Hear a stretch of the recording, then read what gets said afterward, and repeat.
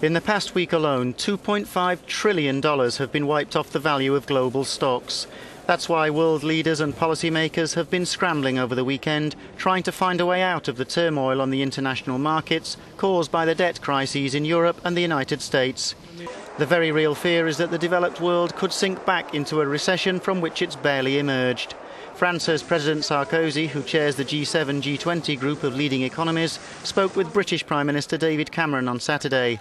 Further G7 talks are planned, and finance deputies from the G20 countries held a telephone conference on Sunday morning.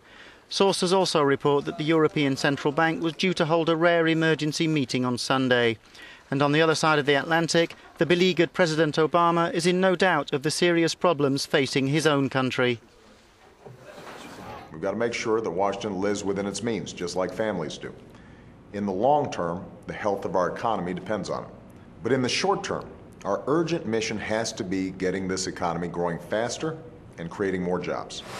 China has harshly criticized the US after its credit status was downgraded by a major agency, although South Korea has said it still has faith in US bonds.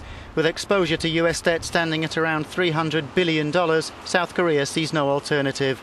There'll be a lot more talking this weekend as the world waits nervously for the markets to open on Monday.